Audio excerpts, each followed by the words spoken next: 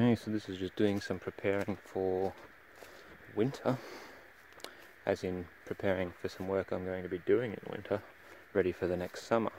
This is a current little veggie patch I got at the moment with citrus trees, lots of wild sweet potatoes growing in the back there, all over the wild vines, some eggplants. As I said, plenty of citrus trees. There's a little dwarf variety, mandarin, a lemon. Over in here we got some old sorghum grain growing. My wife's planted some what looks like turnips, some Ceylon spinach, which is good forage. That's asparagus growing like crazy there. Orange tree. A little bit of rough up there, that's going to be developed probably during the winter. Not just yet though. Some zucchinis, a lemonade tree, which is normally pretty pitiful. I don't know anyone who's had much success with lemonade trees. And this is a very successful lime tree, another one over there. Two different varieties which are probably cross-pollinated, but they're very fruitful, so to speak. Done a little prep down in there behind, which I'll be adding to soon. Down in here I've got some wormwoods, a couple of pumpkins just starting, some Hawaiian sweet potatoes, some more sweet potatoes. This is a little bit ongoing now. I'll be building this up throughout the winter. So hoping to let these sweet potatoes go real wild and grow like crazy. Ready for coming into winter, so that'll be something I intend on feasting on. Now this down here is a swale I've started. This is my little overflow for my drum here when I fill this up from the well, and it runs all the way down through this ditch down through here, which then leads down through under this old tree. And this old tree was planted just after the house was built. It's as old as the house, which that's not the house there, that's just a little shed wall. It was planted by my great grandmother, an old Poinciana tree. It's had a few prunes. It would have been a lot bigger if it had never been pruned, but if it was never pruned it would have probably been bored out and died by and killed by grubs and fallen. So it survived the ages because of a little bit of tough love, a bit of TLC. Yes, a little avocado tree here, but what I've just done today is I've pruned a good third of this tree back, and you can see a pile of it here, and this is where the new beds are going to be. This is a little bit of green, and yeah, a lot of that's going to rot down and make the base for my new garden, as well as over here's a little patch from last summer. Didn't do too well because I didn't give it enough. Just didn't work on it enough in the winter prior. Over here I've got this huge pile, which I'll probably do a bit of burning on, but that's my house in the background, and that tree behind that, well, that's got a special story that I'll talk about in another video. But yeah, I've done a lot of pruning back, and now where this rots out underneath, and I'll probably burn a lot of this like I said, but when I burn that down, that'll be a nice clear patch with a lot of ash that I can use. A lot of that will go into here to make a bit more. When this little pile over here rots right down, that's what I'm going to be working on a lot during the winter, so I'll be putting a lot of pile on there once that's rotted down. So that there will be what I'm working on for a year from now, so that'll be my 12-month cycle. That's just starting. And this here I'm going to work on through the winter. Now there's a few failed little capsicums and things in there. I'm going to work on that through the winter for the coming summer. I want to go back. This is part of my little swale. It goes all the way down through into here and eventually down through my next paddock down the bottom there. You can see all the way down to the street. That's all my land. That's my neighbour across the road there. strange person. He's a good one. But anyway, so if you look back up the swale, it goes all the way back up to there. Okay, but this tree here, the Poinciana tree, are very, very useful. Some older generations planted them just for their look. They have a nice bright red flower, which is not in season now. It comes in flower right around, like in the middle of summer, coming into the summer solstice. It's nice, bright and red. The king parrots like to hide in them, and they blend in really well. The king parrots are red and green, so they blend in really well with the tree when it's in flower. But as I said before, they get quite large quite quickly here, and they're prone to getting borers. You can see in there, that's a little hole. This is why I've started to prune it back.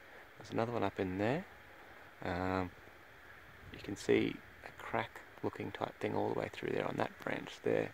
Now that's all the result of borers. So what I'm going to eventually do, or sooner rather than later, I'm going to cut them all off quite low, so that this little base here can regenerate from low. Now, two reasons I've done that. One is because I want to preserve this tree, because as I said, it's an old tree planted by my grandmother, my great-great-great-grandmother. But also I want to take all these infected parts down before they fall down and rot out the entire base down there.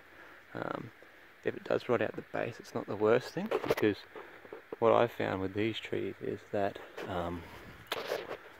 while they are good, and they're good for shade, they're good for setting up a new garden, because as I said, they grow up quick, they create a lot of shade, which will then sort of kill out a lot of, if you've got grass and whatnot, it'll shade the grass out and make it quite thin and long, so it's really easy to clear the grass underneath, and it drops a lot of leaf litter.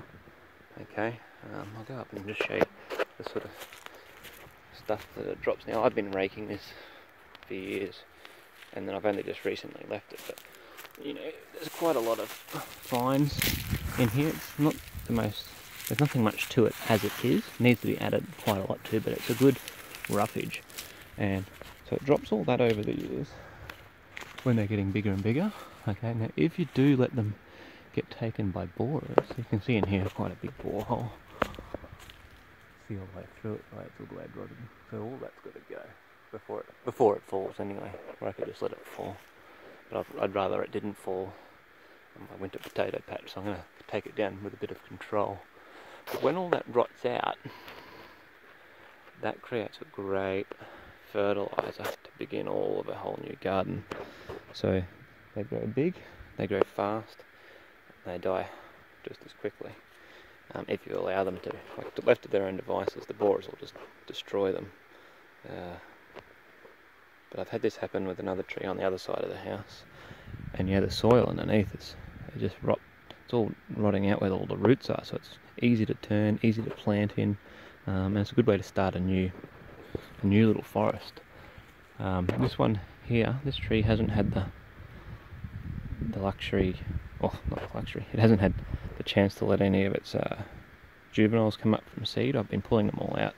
It's been quite overrun by grass, as I said, so in taking the grass out, or cutting the grass, keeping it trim, been trimming down all the seedlings. Another one up here, however, this is another large one. It's nearly as old. It has a lot of seedlings. This is my little forest I've been working on.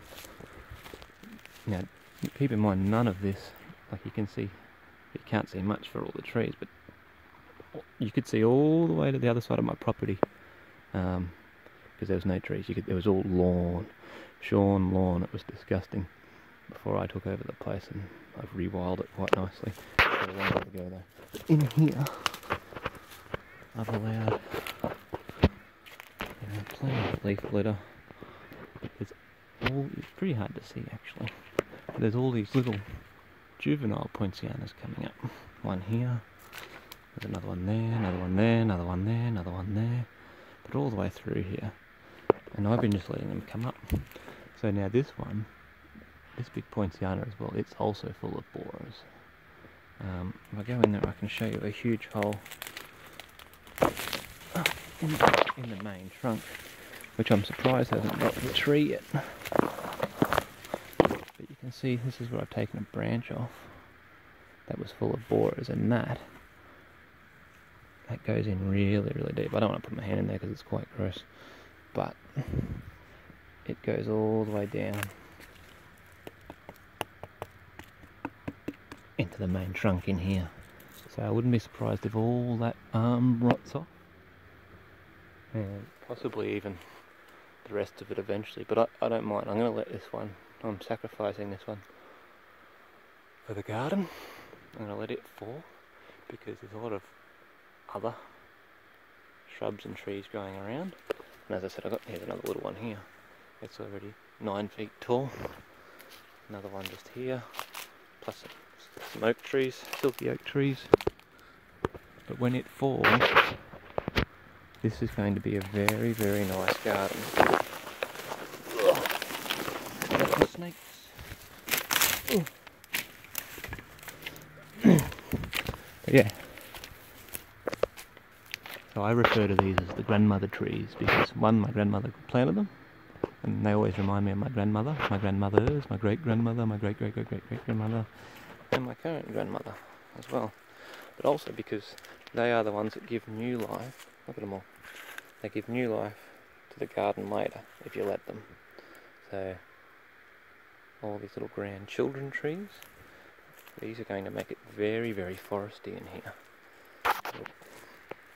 Bio, a bit of fungi growing. Yeah, I won't go down there just yet. That's another day. So yeah, that's not the oldest one, but this is the one I'm sacrificing to make a greater forest. And as I said before, all this here, before I took over, it was mowed with mowers. This was all lawn. Disgusting. Look at it now. It's beautiful. Absolutely beautiful. There's my bloody towel. I'm not telling you what that's from. Oh, there's another bloody towel. Gotta get out of here. There's evidence everywhere. And the dogs are barking. We'll go and check.